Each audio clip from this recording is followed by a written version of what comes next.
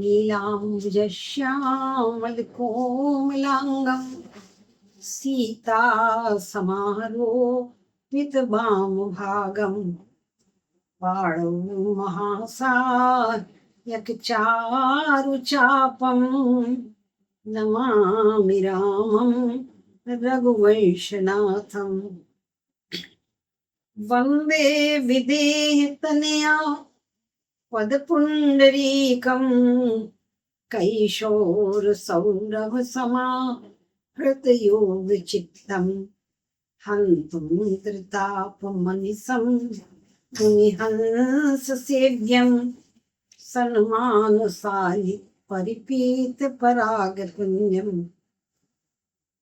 अन्जनानन्दनं वीरं जानकी शोकनाशनं कपीशमक्षहन्तारं वन्दे लङ्काभयङ्करं गौराङ्गं रसमयं नित्यं रसाचार्यं रसोत्सुकं श्रीरामहर्षणदेवाख्यं सद्गुरुं प्रणमाम्यहम् सद्गुरुं प्रणमाम्यहम् श्री गुरु चरण सरोज रज निज मन मुकुर सुधारि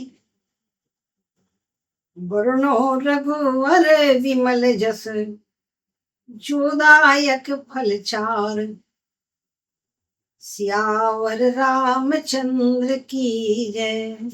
चले राम लक्ष्मण मुनि संगा गए जहां जग पावनी गंगा। गोस्वामी जी ने इस पूरे प्रसंग को बड़े ही नाटकीय ढंग से व्यक्त किया है। इसीलिए रामचरितमानस पर नाटक भी खेला जाता है, लीला होती है। पूरा इतना सुंदर नाटकीय ढंग से ऐसा वाल्मीकि रामायण में वर्णन नहीं है और ना और दूसरी रामायणों में वर्णन है जैसा गोस्वामी जी ने वर्णन किया है। जब विश्वामित्र जी के साथ चले तो विश्वामित्र जी तो बड़े प्रसन्न हुए कि प्रभु ब्रह्मण्य देव में जाना मोहिनी पिता तजो भगवाना। देखो कैसे भगवान ब्राह्मणों के रक्षक हैं, ब्राह्मणों को पूज्य मानने वाले हैं कि देखो मेरे लिए उन्होंने अपने पिता को त्याग दिया। और इनके पिता भी कितने महान हैं कि जिन्होंने अपने प्यारे पुत्र को मेरे लिए मेरी रक्षा के लिए त्याग दिया। ऐसा सोच करके गोस्वामी जी लिखते हैं, पुरुष सिंह दो भीर हर्षि चले मुनि भय हरण कृपा सिंधु रघुवीर अखिल विश्व कारण करण। अखिल विश्व के कारण है भगवान श्री राम, सारे विश्व को बनाने वाले हैं। ऐसे विश्वामित्र जी के कार्य को बनाने के लिए उनके साथ में चल दिए। देखो बाबाओं के साथ में जाना कोई बहुत सुख सुविधा का नहीं होता, क्योंकि जो संत लोग रहते हैं, सन्यासी रहते हैं, त्यागी रहते हैं, बैरागी रहते हैं, वो तो बड़ा कष्ट सहन कर लेते हैं। और ये तो राजकुमार थे, बड़े कोमल, अभी तो महलों से निकले और बड़े सौकुमारी में पले हुए थे। पर जब इनको तनिक भी भगवान को दुख नहीं लगा कि हमको पिताजी ने क्यों त्याग दिया, ये बाबा के साथ क्यों भेज दिया। गोस्वामी जी लिखते पुरुष सिंह दो वीर। कैसे थे दोनों बालक, ऐसे लगते थे पुरुषों में जो जैसे सिंह हो, ऐसे वीरता के मूर्तिमान रूप दिखाई दे रहे थे छोटे छोटे 15 और 16 के बीच के भगवान श्री राम की आयु थी लक्ष्मण की, पर देखे ऐसे रहे थे कि पुरुष सिंह दो वीर। और हर्षि चले मुनि भय हरण, जहां भी गोस्वामी जी ने हर्षि शब्द लिखा है, यात्रा में सबसे बड़ा सगुन माना जाता है हर्ष, प्रसन्नता। जहां किसी काम में प्रसन्नता हो समझ लो वो कार्य पूरा होगा, किसी यात्रा में प्रसन्नता हो समझ लो वो यात्रा सफल होगी। इसलिए जहां कोई सगुन न बनता हो वहां प्रसन्नता ही एक सगुन होता है। तो भगवान यहाँ कैसे चले, हर्ष चले मुनि भय हरण। सारे संसार के भय को दूर करने वाले भगवान श्री राम आज अपने गुरुजी के भय को दूर करने के लिए चले। जबकि मुनि में इतनी शक्ति थी कि वे संसार के भय को दूर कर सकते थे, पर यज्ञ की दीक्षा ले चुके थे इसलिए। और दूसरी चीज ये है कि उनके मन में संकल्प दूसरा ही था। उनके पास जितने आयुध थे वे सौंपने के लिए उपयुक्त पात्र को ढूंढ रहे थे। इसलिए वास्तव में भगवान श्री राम इनके भय को दूर करने के लिए चले। हर्ष चले मुनि भय हरण, कृपा सिंधु रघुवीर। क्योंकि भगवान कृपा सिंधु है, कृपा के समुद्र हैं, अखिल विश्व का हरण करें। चलते चलते अभी वो स्वामी जी ने लिखा, वैसे वाल्मीकि जी ने लिखा कि पहले ही उन्होंने वो अपने आश्रम में ले गए हैं और कंदमूल फल खिलाया है और भोजन वोजन कराया, फिर बाद में ताड़का का वध किया। पर गोस्वामी जी कहते नहीं, अरे चले जा रहे थे। तो कहाँ से चले जा रहे? जानबूझ करके ताड़का वन से ले गए विश्वामित्र जी, क्योंकि उन्हें तो ताड़का का वध करवाना था और ताड़का से मुक्त करवाना था उस क्षेत्र को। भगवान ने पूछा कि महाराज ये वन दिखाई दे रहा है, इसको ताड़का वन क्यों कहते हैं? ये किसका वन है, कैसा है वन?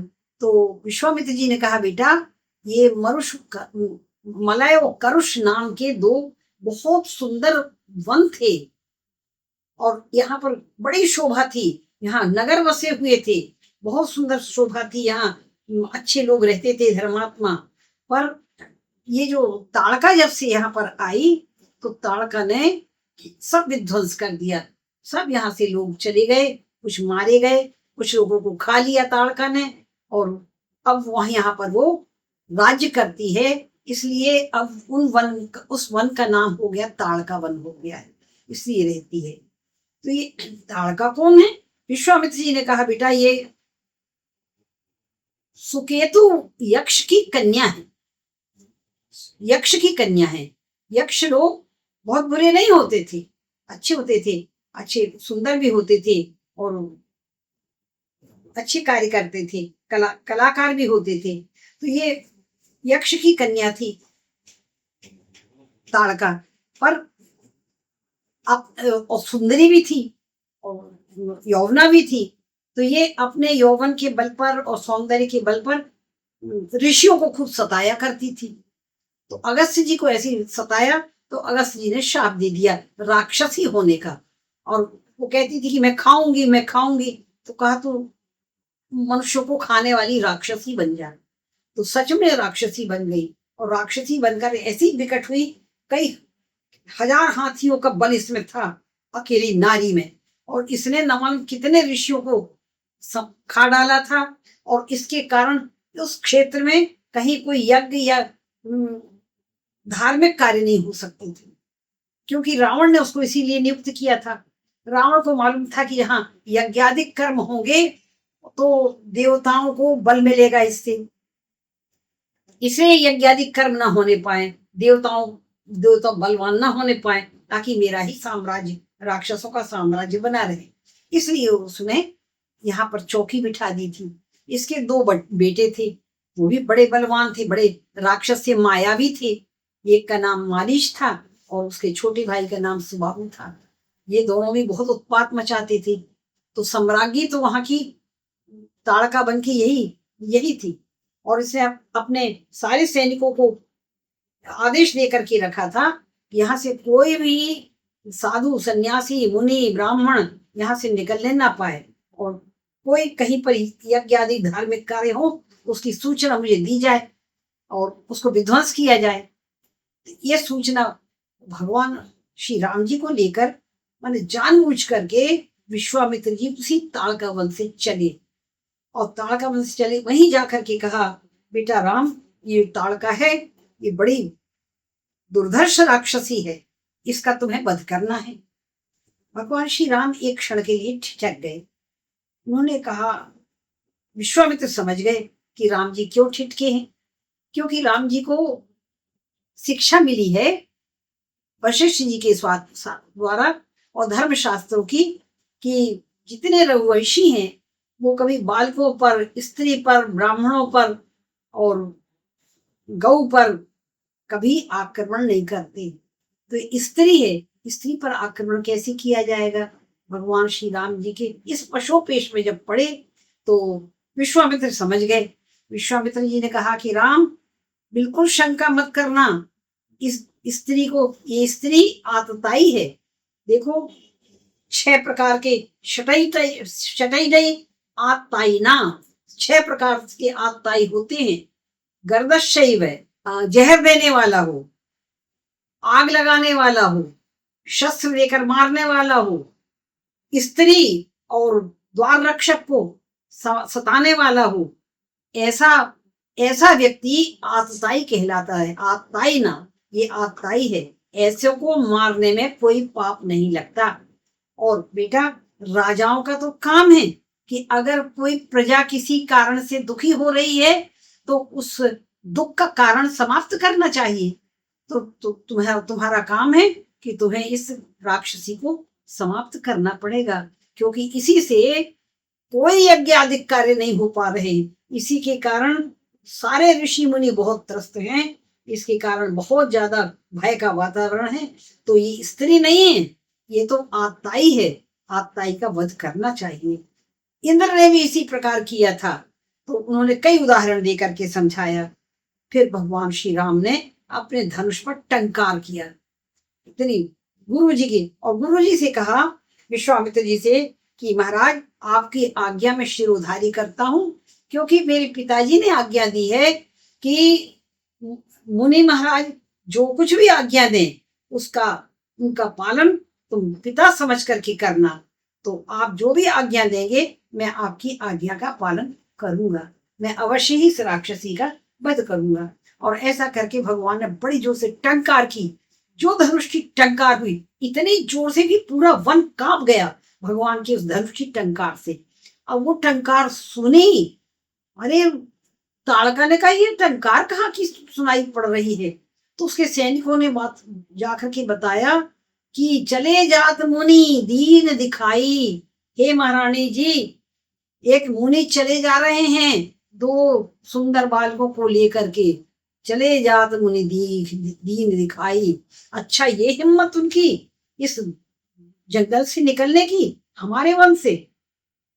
ऐसा सुनकर तो जैसे ताड़का ने सुना तो सुन ताड़का क्रोध कर धाई।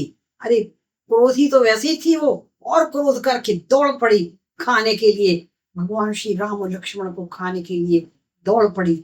जैसे ही आ रही थी खाने के लिए, भगवान ने देखा तो भगवान ने सोचा कि स्त्री है, इसको ज्यादा सताना ठीक नहीं है, कि 2-4 बाण मारते, पहले गले में मारते, पेट में मारते, यहाँ करते, तड़पती।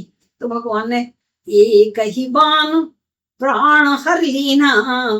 और दूसरी चीज, गुरु जी को भी आश्वस्त करना था, गुरु जी को भी संदेह न रह जाए कि 1-2-4 बाण मार रहे भगवान राम। एक ही बाण में उसको समाप्त कर दिया। एक ही बाण प्राण हर लीना। और इतना ही, भगवान ने केवल प्राण नहीं लिए, राक्षसों के प्राण लेने के लिए भगवान नहीं है, परंतु भगवान जिसको मारते हैं उसको मोक्ष दे देते हैं, उसकी मुक्ति कर देते हैं। तो ये अभी तक राक्षसी योनि में थी, इतने दिन तक कितना पाप कर रही थी, भगवान ने इस राक्षस योनि से इसको मुक्त कर दिया। दीन जान तेहि निज पद दीना। निज पद का अर्थ संतों ने लगाया है कि जो अपने पूर्व रूप में वो फिर से पहुंच गई, माने यक्षिणी फिर से बन गई। सुकेतु की कन्या थी, जैसी थी सुंदरी वैसी हो गई। कुछ लोगों ने कहा नहीं, निज पद दीना, भगवान ने अपना पद दे दिया, माने अपने स्वर्ग में भेज दिया। कुछ ने कहा नहीं, स्वर्ग नहीं, भगवान ने उसको ऐसे लोक में भेज दिया जहां से फिर आवागमन नहीं होता, माने मुक्त हो गई देह से, इस पापमय देह से मुक्त हो गई। मुक्त होकर के भगवान जब देखा विश्वामित्र जी ने, अरे तो कुछ संदेह उनको हो रहा था, इतने कोमल बालक देखो। दशरथ जी ने कहा था, तुम मुनि पिता आन नहीं कोई को, आप इनके पिता बन करके ले जाइए।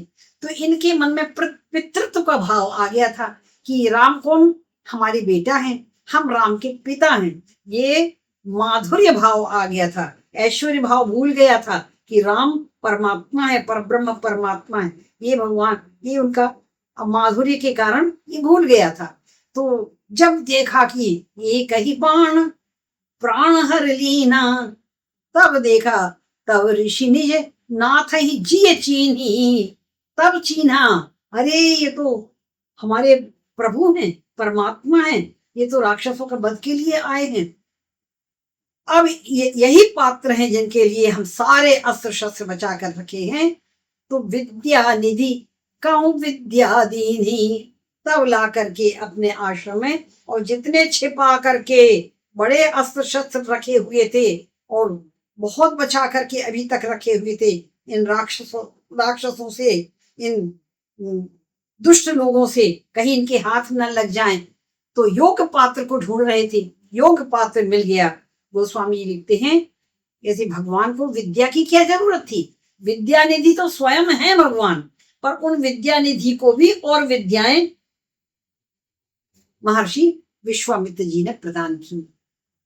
विद्या निधि कहूं विद्या निधि, सारे अस्त्र शस्त्रों को। और जैसा पहले मैंने बताया कि ये अस्त्र शस्त्र ऐसे ऐसे थे, इतने दुर्लभ अस्त्र शस्त्र थे कि किसी के पास, किसी तपस्वी के पास, किसी वीर राजा के पास, किसी के पास ये अस्त्र शस्त्र नहीं थे जो विश्वामित्र जी ने अपनी तपस्या से अर्जित किए थे।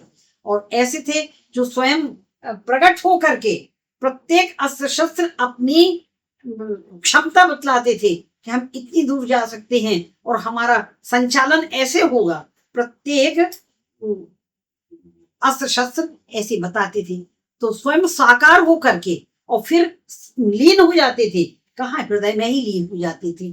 और जब उनका आवाहन किया जाता था तब वो प्रकट हो जाते थे। ऐसे विचित्र, ऐसी आज तक किसी वैज्ञानिक में ऐसी क्षमता आज तक नहीं है जैसी विश्वामित्र के पास ऐसी वैज्ञानिक क्षमता थी। और यही क्षमता उन्होंने राम जी को प्रदान कर दी कि क्योंकि राम जी इतने बड़े बड़े युद्ध करते रहे, लंका में इतने राक्षसों को मारा, तो एक धनुष बाण से भला काम चल सकता था?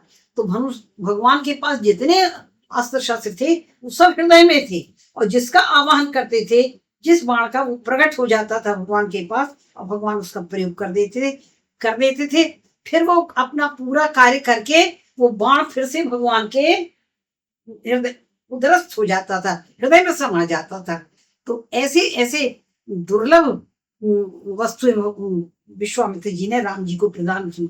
और इतना ही नहीं, और भी कई शक्तियां थी उनके पास में, जिनको महर्षि वाल्मीकि ने कहा बला और अतिबला नाम की विद्याएं थी, उनको राम जी को प्रदान की। उन विद्याओं के से जाते लागना क्षुधा पिपासा, जिससे महीनों तक आदमी ऐसे ही रह सकता, बिना अन्न और पानी के रह सकता है, भूख प्यास नहीं लगती है।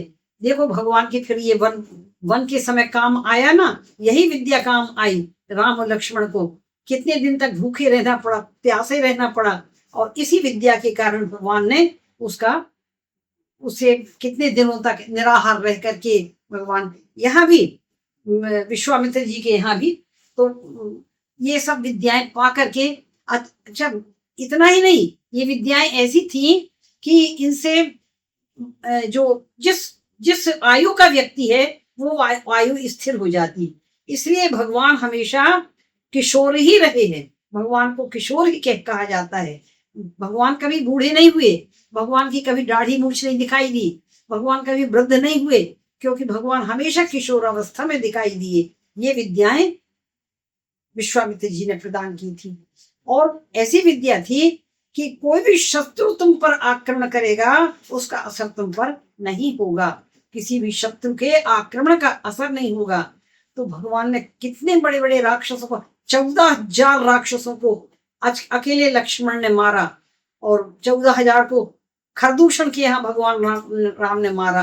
तो इन राक्षसों की कोई मायावी विद्या तक का कोई असर भगवान पर नहीं हुआ।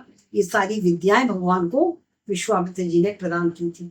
वैसे तो भगवान तो सर्वगुण संपन्न है, भगवान तो सब जानते हैं, पर लीला में भगवान जब नर रूप में आए तो उनको ऐसी विद्याएं उनके गुरु जी ने प्रदान की। ऐसे विश्वामित्र जी महामुनि ज्ञानी थे, और उन्होंने राम जी को सब विद्याएं दे करके अब निश्चिंत हो गए। अपने आश्रम में अब लाए हैं। इसके बाद अपने आश्रम में लेकर के आए और फिर कंद मूल फल ये उनको खाने के लिए भोजन दिया और विश्राम किया। विश्राम करने के भगवान राम जी कहने लगे, गुरुदेव आप तो यज्ञ की रक्षा के लिए लाए हैं ना हमें, तो आप निर्भय होकर यज्ञ कीजिए, अब आपको डरने की कोई आवश्यकता नहीं। तो प्रात कहा मुनि सन रघुराई कि निर्भय यज्ञ करहु तुम जाई। जाइए, आपका जो यज्ञशाला है और जो आपका पूरा प्रबंध हुआ है उसमें जाकर के आप लोग सब मुनियों को बुलाकर के यज्ञ प्रारंभ कीजिए और आप रहे मख की रखवारी। कहा मैं आपके यज्ञ की रक्षा करूंगा। तो जिसको भगवान, जिसकी रक्षा भगवान करे, सीम की चाप सकई कोई तासु, बड़ा रखवार रमापति जासु। भगवान जिसकी रक्षा करने लगे उसको भला कौन आहत कर सकता है, कौन मार सकता है। तो विश्वामित्र जी ने राम जी की ने जैसे ही कहा कि महाराज आप बिल्कुल निश्चिंत हो, निर्भय होकर के आप यज्ञ करिए, मैं आपका सेवक बन करके आया। देखो भगवान से जो प्रेम करता है भगवान उसके सेवक बन जाते हैं। आज विश्वामित्र जी के सेवा में भगवान खड़े हो गए, भगवान की उनकी सेवा करने लगे। और विश्वामित्र तो संत लोग कहते हैं कि विश्वामित्र जी ने सोचा अब यज्ञ यज्ञ क्या करना, यज्ञ तो इन्हीं के पाने के लिए तो यज्ञ किया जाता है, अब ये तो हमें प्राप्त हो गए, इसलिए अब शॉर्टकट में थोड़ा सा यज्ञ कर लो। तो एक यज्ञ होता है बड़ा विधान और एक होता होम, स्वाहा स्वाहा कर लो थोड़ा सा। तो कहा होम, उन्हें यज्ञ नहीं किया। कुछ संत लोग ऐसा बतलाते हैं, भाव बतलाते हैं कि होम करन लागे मुनि झारी, आप रहे मख की रखवारी। वो होम करने लगे, होम किया पर नहीं, महर्षि वाल्मीकि जी ने कहा, वो स्वामी ने कहा कि यज्ञ करने लगे। उसी को जब यज्ञ करने लगे और स्वाहा स्वाहा सब बड़े निर्भय होकर के, अब तो खूब बड़ी आवाज आने लगी स्वाहा स्वाहा की, और अग्नि धू धू करके अग्निदेव प्रज्वलित हो गए और उसमें स्वाहा होने लगा, सब डलने लगा। तो जैसे ही डला है भगवान 6 दिन तक और 6 रात यज्ञ की रक्षा करते रहे, बराबर न सोए हैं, न भगवान ने खाना पीना खाया है। मुनि के यज्ञ की रक्षा में चारों तरफ घूम घूम कर 6 दिन 6 रात राम लक्ष्मण ने उस यज्ञ की रक्षा की, और 6 दिन 6 रात यज्ञ मुनि लोग यज्ञ करते रहे। तो यज्ञ करने के बाद जैसे वो धुआं उठा, तो धुआं उठते ही अब मारीच को मालूम हो गया, और मारीच को पता चला कि हमारी माँ मारी गई है, और मारने वाला कौन है, यही आए हुए जो निर्भय यज्ञ करवा रहे। तो क्रोधी तो था ही, ले सहाय आवा मुनि द्रोही, एकदम मुनि द्रोही दौड़ पड़ा मारने के लिए, और उस विष्टा और ये सब छोड़ता था। पर आज जब आया क्रोधित होकर के, जैसे ही आया भगवान श्री राम ने कहा इसको मारना ठीक नहीं, इसको सीधे लंका भेज दिया जाए कि रावण को चुनौती देने के लिए कि मैं आ गया हूं रावण, अब तुम बच करके रहना, संभल करके रहना, अपनी जो गतिविधियां हैं तुम्हारी राक्षसी उनको समाप्त करो, नहीं तो तुम्हारा काल निकट आ गया है। इसके लिए एक बाण मारा। कैसा बाण? बिनु फर सायक मारे चाप श्रवण लगी तान। बिना फर का ही बाण मार दिया, और बिना फर का बाण कितना सरसराता उसको ले गया कि कोई वाहन से भी ले जाता तो इतने शीघ्रता से पहुंच नहीं सकता था, जैसे कोई रॉकेट से जा रहा हो, ऐसा लग रहा था। भगवान का बाण नहीं था वो, पर बड़ा तेज चाल वाला रॉकेट था, उस पर बैठकर सरसराता हुआ। उसको कोई चोट नहीं लगी, मारा नहीं भगवान ने मारीच को, पर कहाँ गया? सुदूर उत्तर से, उत्तर में ये जो इनका सिद्धाश्रम था बिल्कुल जनकपुर के पास में था, हिमालय की तराई में। हिमालय तराई भारतवर्ष का उत्तरी भाग है बिल्कुल। और कहाँ गिरा जा करके? भारत के सुदूर दक्षिण में, पूरा भारत पार करने के बाद 100 योजन का समुद्र पार करने के बाद लंका में जाकर के गिरा मारीच। देखो भगवान के बाण की शक्ति तो देखो कैसी थी। ऐसी शक्ति किसी के पास है क्या? भगवान ने और फर का बाण नहीं मारा, उसका जो फल था वो निकाल लिया था। बिना फर का बाण केवल ऐसा सरसराता ले गया और वहां समुद्र के पार जाकर के गिरा। और जब से गिरा तब से चारों तरफ उसको राम लक्ष्मण यही दिखाई देने लगे। वो कभी ध्यान में बैठता था, समुद्र के किनारे राम लक्ष्मण ही दिखाई देने लगे। भैया चुभते ही तेरा अरुण बाण, भगवान का के हाथ से चला हुआ बाण जिसके हृदय में लग जाए उसको तो फिर भगवान भी दिखाई देंगे और कोई दूसरा दिखाई नहीं देगा। ऐसी स्थिति हो गई। तो मारीच महाराज तो चले गए। अब दूसरा भाई बचा सुबाहु, वो क्रोध करके आया और वो भी बड़ा मायावी था। और तो सुबाहु को भगवान ने सोचा अब इसका बचना ठीक नहीं, जैसे इसकी माँ को मार डाला, इसे ये महाआतताई है और ये विध्वंसक है, इसलिए अब इसको मार देना। तो अग्निबाण भगवान ने लेकर के अग्निबाण का आवाहन किया। अग्निबाण भगवान के पास आया और उस अग्निबाण से उसको मार करके वही स्वाहा कर दिया, वही भस्म हो गया वो सुबाहु। और 14,000 सैनिक थे, सबको लक्ष्मण जी ने घूम घाम करके सबको समाप्त कर दिया। और 6 दिन जब पूरे हुए, 7वें दिन भगवान श्री राम उनका यज्ञ समाप्त हुआ। भगवान श्री राम लक्ष्मण दोनों सेवक बनकर हाथ जोड़ करके गुरुदेव के सामने खड़े हुए। कहा गुरुदेव आपका यज्ञ निर्विघ्न समाप्त हो गया, ये राक्षसों के वेह से विहीन हो गया, ये पूरा वन सिद्धाश्रम आपका, अब कोई राक्षस यहाँ पर किसी प्रकार का उपद्रव नहीं करेंगे। तो आप लोग जितने मुनिगण हैं आप सिद्धाश्रम में आकर के बस जाइए और यहाँ जितने जिनको जहाँ यहाँ पूजन पाठ योग जो भी करना है जब तक वो सब निर्विघ्न होकर के आप करिए, आपको आप किसी प्रकार का संकट। सब लोग मुनि जय जयकार करने लगे, भगवान को खूब आशीर्वाद देने लगे कि धन्य हो राम, हमारे सारे विघ्नों को तुमने समाप्त कर दिया। सबका आशीर्वाद भगवान को मिला। तो कुछ दिन वहीं पर रहे। अब भगवान बड़े आराम से रहे। मुनि लोग रात में कथा वार्ता करते थे, तो कहीं मुनि सब कथा पुराना, यद्यपि भगवान राम सब जानते थे, सारी कथाएं जानते थे, फिर भी मुनि जब कहते थे तो बड़ा सत्संग प्रेम से सुनते थे और सुन करके बड़े प्रसन्न होते थे भगवान राम। तो कुछ दिन तक वहां रहे। अब विश्वामित्र जी 10 दिन के लिए राम को मांग करके ले गए थे पिताजी से, दशरथ जी से। विश्वामित्र जी 10 दिन के लिए दशरथ जी से मांग के ले गए थे राम को। अब 10 दिन तो पूरे होने को आ रहे थे। तो विश्वामित्र जी ने कहा बेटा वैसे तो आपके पिताजी से जो हम वादा करके लाए थे कि हम 10 दिन के लिए ले जा रहे हैं, तो 10 दिन तो होने को आ रहे हैं और हमारा यज्ञ भी पूरा हो गया है, तो हमको नियम से तो आपको अयोध्या पहुंचा देना चाहिए, पर हमारी इच्छा कुछ और है। भगवान ने कहा गुरुदेव बताइए, आपकी जो इच्छा होगी वही पूरी करेंगे, क्योंकि पिताजी ने हमको आज्ञा दी थी कि गुरुदेव की आज्ञा पिता के समान मानना, तो हम तो आपकी आज्ञा मानेंगे, बताइए। तो उन्होंने कहा तब उन्हीं सादर कहा बुझाई कि चरित एक प्रभु देखिए जाई। राम जी आपने अभी तक तो ये बड़ा यज्ञ देखा, ये इस यज्ञ का विधान देखा और इन राक्षसों की लीला देखी, अब एक उत्सव चलो बहुत अच्छा और होने वाला है, उसको हम सोच रहे हैं कि आप लोगों को दिखाएं। तो वैसे भगवान के पास तो निमंत्रण आया नहीं था, पर गुरु जी ने कहा कि हमारे पास निमंत्रण आया है बेटा। कहाँ से आया है? कहा जनकपुर से आया है। महाराज जनक जी एक बहुत बड़ा यज्ञ कर रहे हैं, बड़ा पवित्र यज्ञ कर रहे हैं।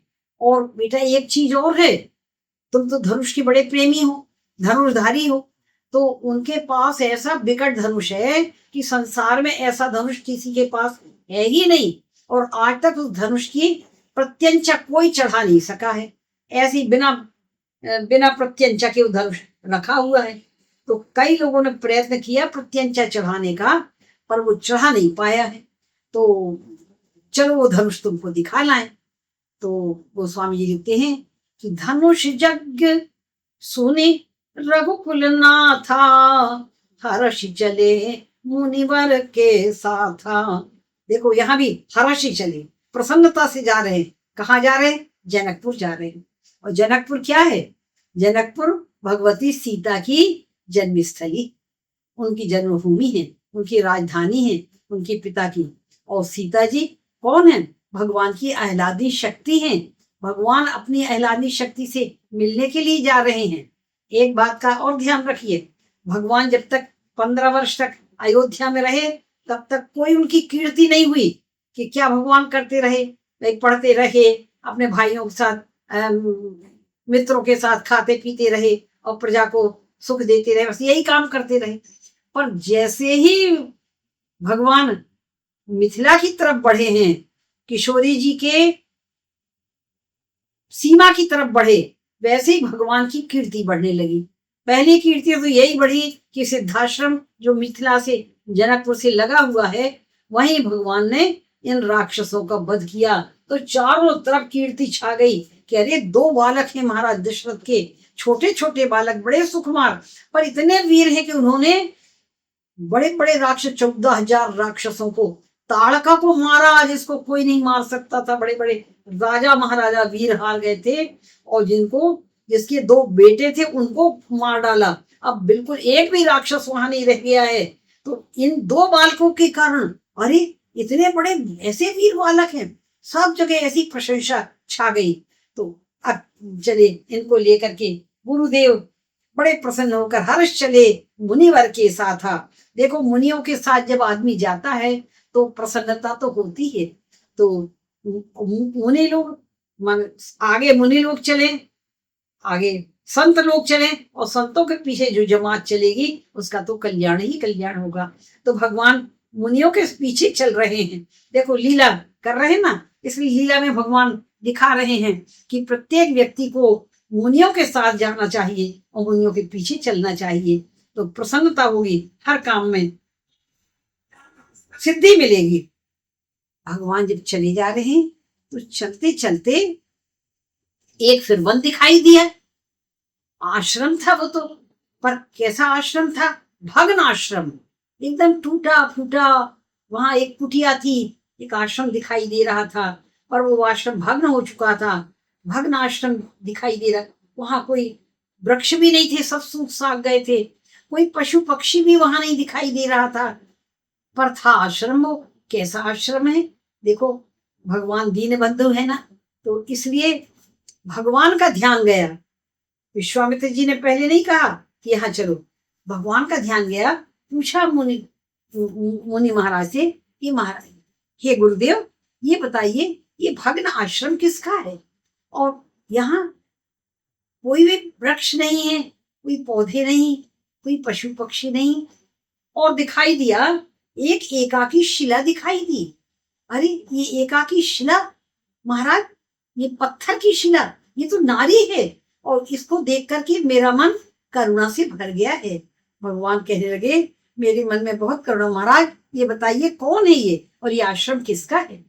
तब विश्वामित्र जी ने कहा, बेटा तुमने बहुत अच्छा पूछा कि ये बहुत पहले गौतम ऋषि का आश्रम था।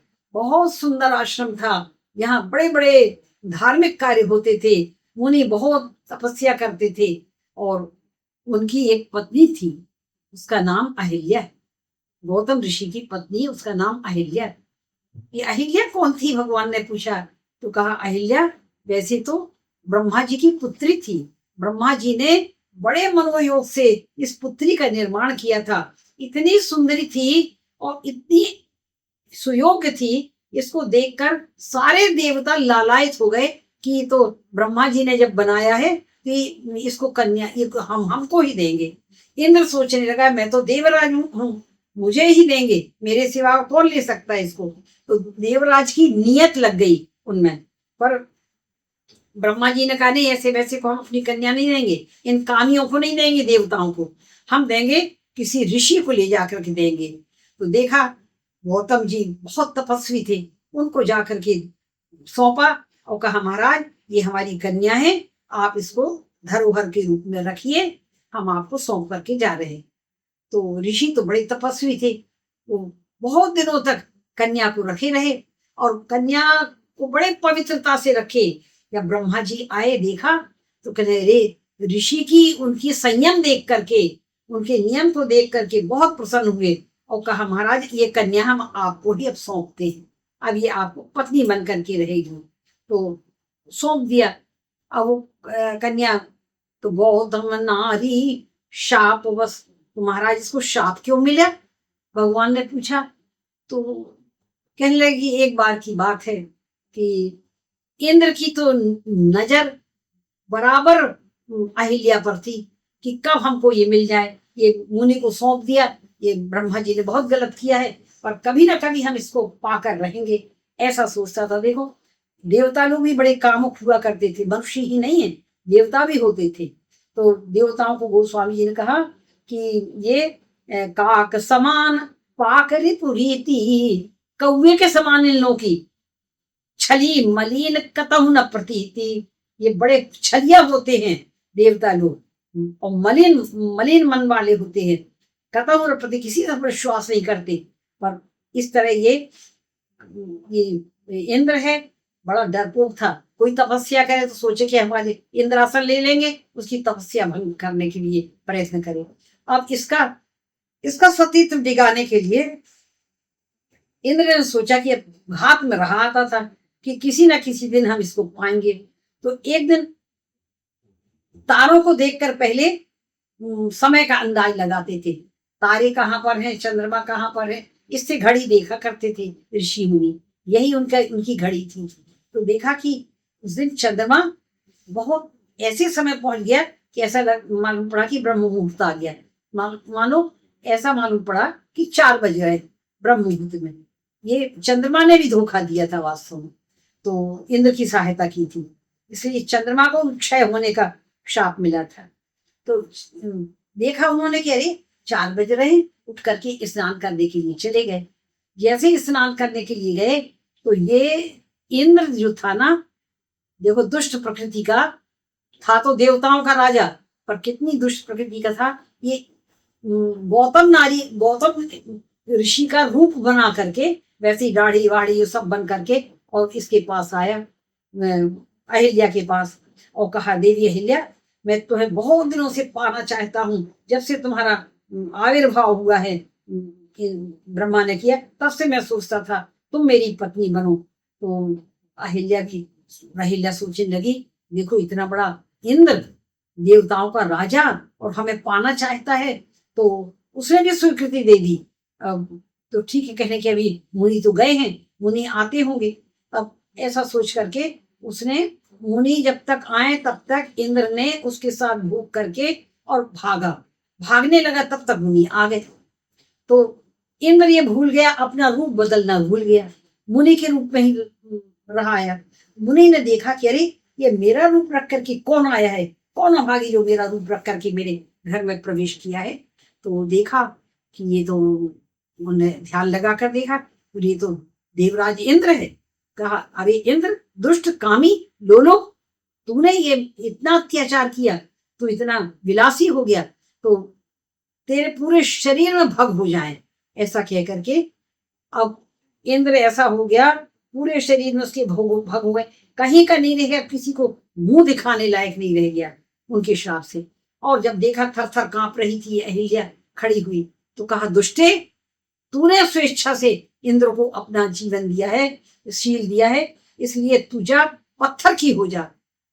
तो रोने लगी बेचारी, चरणों पर गिर पड़ी। तो कहा कि देखो मुनि का शाप भी कभी कभी, मुनि जो शाप देते थे ना वो भी वरदान बन जाता था। इतना बड़ा शाप दिया पत्थर होने का कि वो पत्थर की शिला बन करके रहे, और आता वर्षा बात सह करके पानी सहेगी, ठंड सहेगी, गर्मी सहेगी और तपस्या करती रहेगी, भगवान का नाम जपती रहेगी। तो कहा प्रभु मेरा उद्धार कैसे होगा। तो तुरंत मुनि तो दयालु होते हैं, उन्होंने कहा कि तेरे पास भगवान श्री राम स्वयं आएंगे और उनकी चरण रज पा करके तेरा उद्धार हो जाएगा। ऐसा मुनि ने आशीर्वाद भी दिया। चले गए मुनि तो इसको छोड़ करके उत्तराखंड में चले गए तपस्या करने के लिए। और ये बिचारी उसी आश्रम में एक पत्थर की शिला बन करके रह गई।